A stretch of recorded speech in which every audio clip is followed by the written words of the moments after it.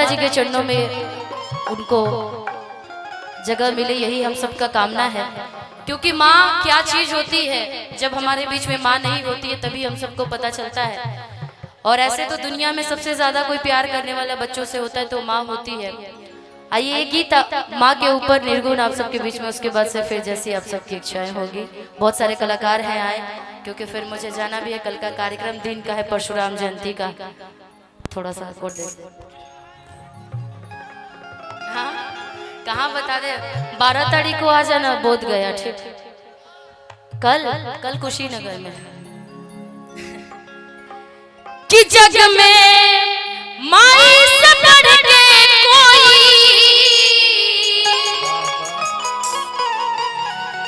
कि जग में माई से बढ़ के कोई, कि सहाय ना हुई,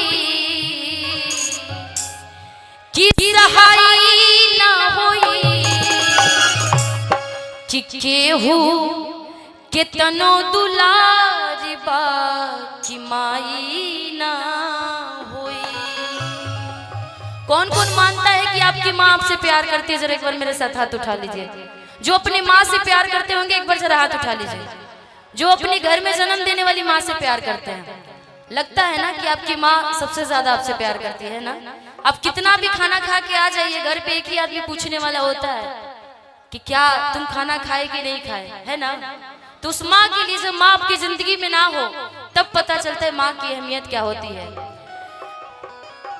कि जग में माई से बढ़ के कोई, कि जग में माई से बढ़ के कोई सहाय ना होई,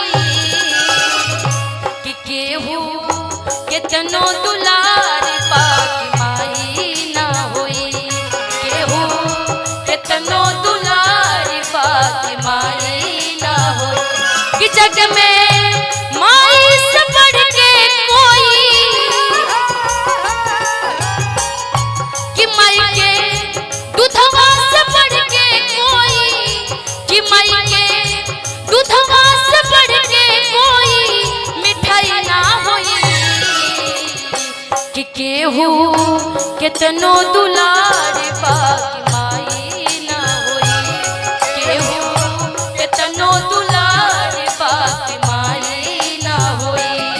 तोरा मन दर्पण कहलाए, है तोरा मन दर्पण कहलाए। भले बुरे सारे कर्मों को, भले बुरे सारे कर्मों को देखे और दिखाए, तोरा मन दर्पण कहलाए, है तोरा मन दर्पण कहलाए। केहू दुलार। आदरणीय मैक्स हॉस्पिटल के ओनर हमारे विक्रम सर डॉक्टर के तरफ से बहुत सारा प्यार, बहुत बहुत धन्यवाद सर। क्योंकि माँ एक ऐसी माँ होती, माँ का ममता एक ऐसा ममता होता है कि अपने भूखे रख करके अपने बेटों का पेट भरती है, वही माँ कहलाती है। कि सुख दुख रतिया दिनवा सहली, मुख से कबहू कुछ ना कहली,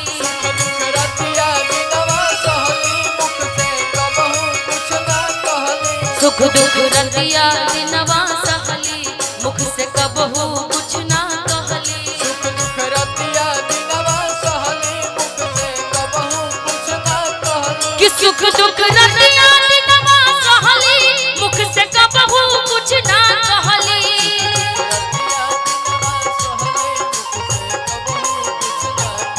कि सुख दुख रतिया दिनवा सहली, मुख से कबहू कुछ ना कहली,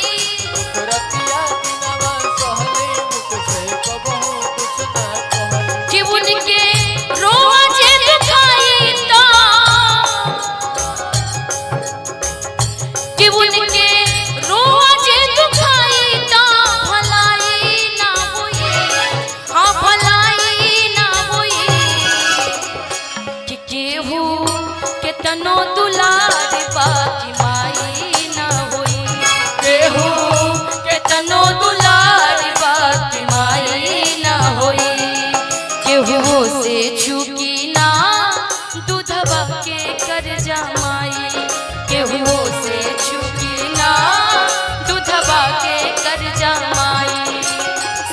जन्म तक बेटा के तन से, 7 जन्म तक बेटा के तन से सुधियो नाही दिया, केहू से चूकी ना दूधवा के कर्जा माई, केहू से चूकी ना दूधवा के कर्जा माई, केहू के तनो दुलारी बाकी माई ना होई, केहू के तनो दुलारी बाकी माई ना होई। क्योंकि माँ का प्यार इस धरती पे इतना प्यारा, आप चाहे दुनिया में कहीं भी चले जाइए, लाख पैसा कमा लीजिए, आज निशा का नाम कितना भी बड़ा नाम हो जाए, आपका बड़ा नाम कितना क्यों ना हो जाए, लेकिन घर में जब माँ बाप आपके दुखी हो ना, तो ना आप सुखी रह पाएंगे और ना ऊपर वो भगवान सुखी रह पाता है। आपके पैसे किसी काम के नहीं, क्यों? रुपया पैसा लाख कमैबा, सुंदर रंग महल बनवैबा, रुपया पैसा लाख कमैबा, सुंदर रंग महल, रुपया पैसा लाख कमैबा, सुंदर रंग महल बनवैबा, रुपया पैसा लाख कमैबा, सुंदर रंग महल बनवैबा, कि रुपया पैसा लाख कमैबा, सुंदर रंग महल बनवैबा, पैसा लाख कमैबा, सुंदर रंग महल बनवैबा, कि रुपया पैसा लाख कमैबा, सुंदर रंग महल बनवैबा,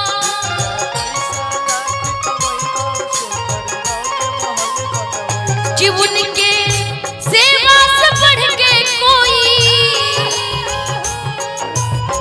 कहते कि माँ के चरणों में चारों धाम होता है, और बेटों बेटियों का सबसे बड़ा काम इस धरती पर कोई होता है तो वो माँ बाप का सेवा करना ही सबसे बड़ा काम होता है। क्योंकि कि माई के सेवा से बढ़ के कोई,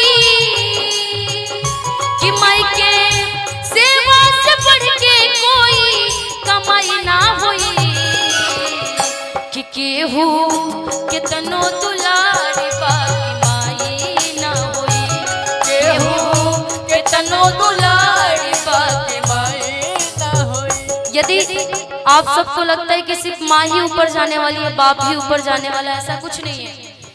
ये मोह माया की दुनिया है, हम सबको ऊपर जाना है, क्योंकि इस धरती पर सबसे बड़ा कोई सच्चाई है तो वो मौत है। आज हम लाख हंस ले, खुशी कर ले, मजाक कर ले एक दूसरे से, लेकिन एक दिन मरना सबको। क्यों? जगत में कोई न परमाने, जगत में कोई न परमाने, जगत में कोई न परमाने, जगत में कोई न परमाने, तिल चमेली चंदन साबुन,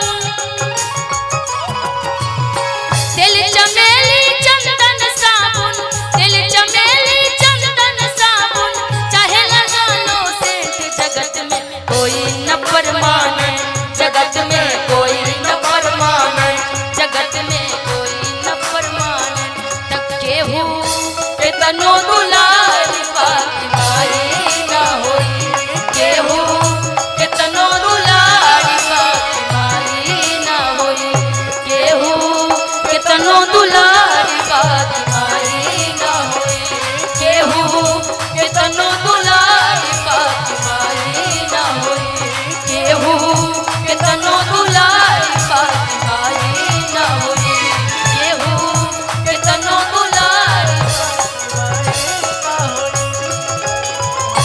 कि जग में माई से बढ़ के कोई